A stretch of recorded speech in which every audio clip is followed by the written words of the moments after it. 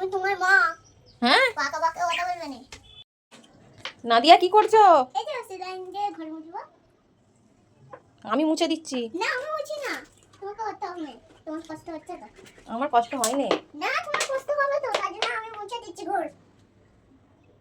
আমার কষ্ট হচ্ছে তুমি কি করে জানলে? আমি ঠিক জেনে গেছি। আমি তখন বাসন মাজছি না, আমি জেনে গেছি ঠিক তোমার কষ্ট হচ্ছে। তুমি এত পাকা পাকা কথা শিখেছো কোথা থেকে?